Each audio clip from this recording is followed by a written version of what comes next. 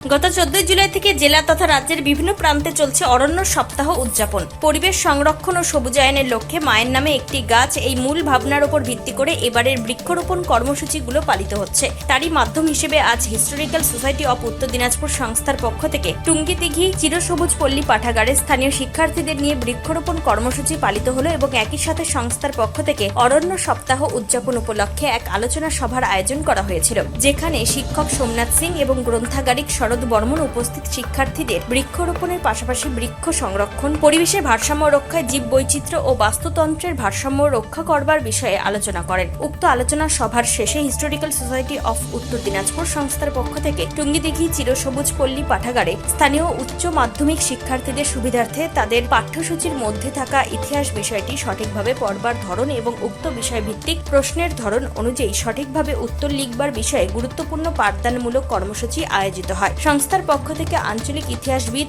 এবং শিক্ষক সোমনাথ সিং উপস্থিত উচ্চ মাধ্যমিক শিক্ষার্থীদের উক্ত বিষয়ে পুঙ্খানুপুঙ্খ ব্যাখ্যা করে বুঝিয়ে দেন। প্রান্তিক অঞ্চলের শিক্ষার্থীদের জন্য আয়োজিত এই ধরনের বিশেষ নিঃশুল্ক পাঠদান যে তাদের বহুল উপকারে আসবে তা আশা করা যায়। এই বিষয়ে হিস্টোরিক্যাল সোসাইটি অফ উত্তর দিনাজপুরের সম্পাদক সোমনাথ সিং কি জানিয়েছেন শুনুন। আজ আমরা টুঙ্গিদিঘি চিরসবুজ পল্লী পাঠাগারে এসেছিলাম। আপনারা জানেন যে বিগত 14 তারিখ থেকে 20 তারিখ পর্যন্ত অরণ্য সপ্তাহ পালিত হচ্ছে এবং এই বন মহোৎসব উপলক্ষে একটি গাছ মায়ের নামে এই কর্মসূচির অঙ্গ হিসেবে বিভিন্ন জায়গায় আমরা গাছ লাগাচ্ছি এবং গাছ পরিচর্যা করবার বার্তা এবং পরিবেশকে রক্ষা করার বার্তা আমরা ছড়িয়ে দিচ্ছি।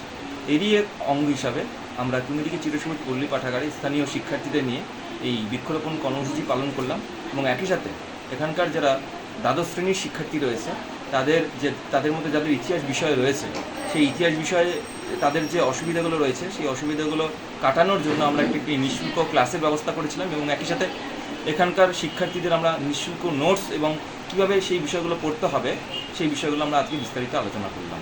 অর্থাৎ একদিকে যেমন আমরা বৃক্ষরোপণ কর্মসূচি পালন করলাম এবং একই সাথে গাছকে পরিচর্যা এবং রক্ষা করার বার্তা সকলের মধ্যে ছড়িয়ে দিলাম, একই সাথে আমরা তাদের যে ইতিহাস বিষয়ের চর্চা যাতে আগামী দিনে আরও ভালো হয় এবং যাতে ভয়ভীতিটা কমে তার জন্য আমরা নিঃশুল্ক ক্লাসেরও আয়োজন করলাম এবং অবশ্যই ধন্যবাদ জানাই টুঙ্গিদিঘি চিরসবুজ পল্লী পাঠাগারের গ্রন্থাগারিক শ্রী শরৎচন্দ্র বর্মন মহাশয়কে।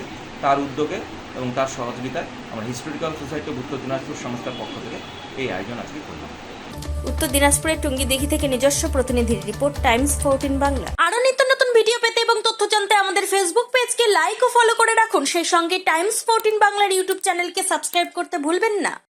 মুখের উজ্জ্বলতা হারিয়ে গেছে, স্পট পড়ে গেছে, ব্রণ ভর্তি, তাই আর দেরি না করে আজই আসুন রায়গঞ্জের চণ্ডীতলায় হেলথ প্লাস মাল্টি স্পেশালিটি ক্লিনিকে এবং এখানে পান অভিজ্ঞ ডাক্তার দ্বারা ফ্রি স্কিন টেস্ট।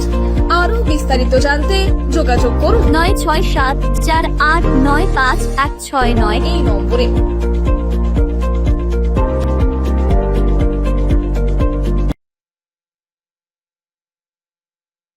আজ তোমার বিয়ে সাজলো নতুন সাজে।